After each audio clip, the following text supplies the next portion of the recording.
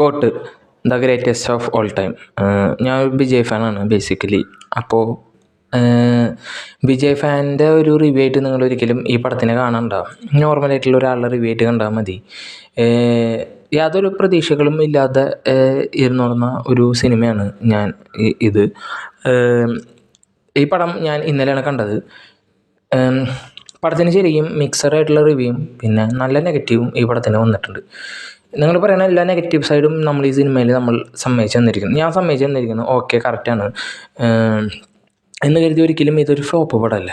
അതാണ് ഞാൻ ഈ റിവ്യൂ ചെയ്യാനുള്ള മെയിൻ കാരണം. ഫ്ലോപ്പ് പടം എന്നൊക്കെ പറഞ്ഞു കഴിഞ്ഞാൽ ഇപ്പം മലയാളത്തിൽ തന്നെ ഫ്ലോപ്പ് പടങ്ങളുണ്ട്. കുറേ ഫ്ലോപ്പ് പടങ്ങളുണ്ട്. 5 പൈസ കൊള്ളാത്ത കുറേ പടങ്ങളുണ്ട്.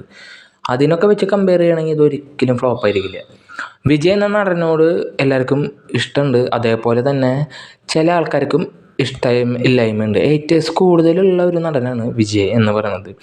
അതിനൊന്നും നമുക്കൊരാളിനെയും കുറ്റം പറയാൻ പറ്റില്ല. അതൊക്കെ ഒരാളുടെ പേഴ്സണലായിട്ടുള്ള കാര്യങ്ങളാണ്. പക്ഷെ ഒരിക്കലും ഒരു സിനിമേനെ അങ്ങനെ അടിച്ചമർത്തി താഴ്ത്തി കളയാൻ പാടില്ല. വിജയുടെ കരിയറിലെ ഡിസാസ്റ്റർ ഒന്നല്ല ഈ സിനിമ എന്ന് പറയുന്നത്. കാരണം ആളുടെ പുലി സിനിമേനെ വെച്ച് കമ്പയർ ചെയ്യണമെങ്കിൽ എത്രയോ ബെറ്ററാണ് ഈ സിനിമ. അപ്പോൾ ഒരിക്കലും ഇതൊരു ഫ്ലോപ്പല്ല, മിക്സഡ് റിവ്യൂ ഉള്ള സിനിമയാണ്. നെഗറ്റീവ് പറയണവരുണ്ട്, അതേപോലെ തന്നെ കുഴപ്പമില്ല എന്ന് പറയുന്ന ആൾക്കാരുണ്ട്. പടത്തിനെ കുറിച്ച് ഇനി ഞാൻ പറയാം.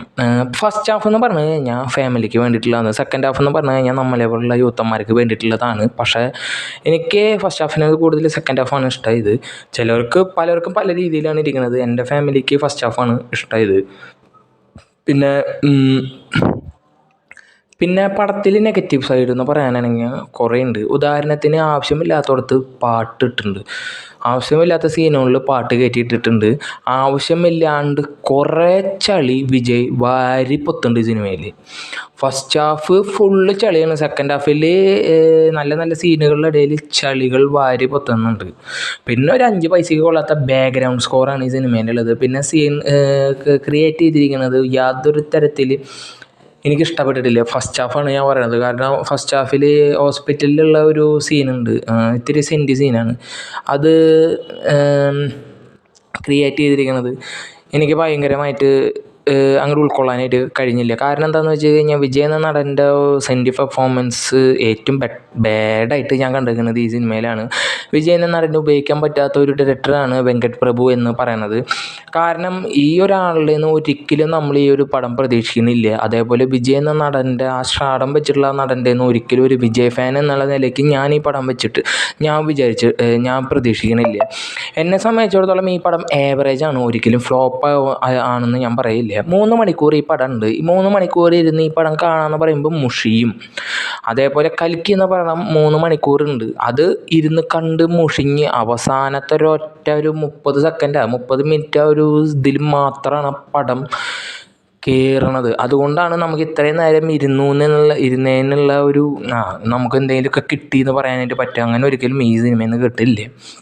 ഫസ്റ്റ് ഹാഫിനേക്കാളും എനിക്കിഷ്ടം സെക്കൻഡ് ഹാഫാണ്. കാരണം സെക്കൻഡ് ഹാഫിലാണ് ശരിക്കും ഈ സിനിമയുടെ കഥ ഇരിക്കുന്നത്. പിന്നെ വിജയുടെ ക്യാരക്ടറിൽ മോൻ്റെ ക്യാരക്ടറാണ് എനിക്ക് ഭയങ്കരമായിട്ട് ഇഷ്ടപ്പെട്ടത്. നല്ല രീതിയിലുള്ള പെർഫോമൻസ് കാഴ്ചവെച്ചിട്ടുണ്ട്. ചളി ഇല്ലായിരുന്നെങ്കിൽ അടിപൊളി ക്യാരക്ടറാണ്.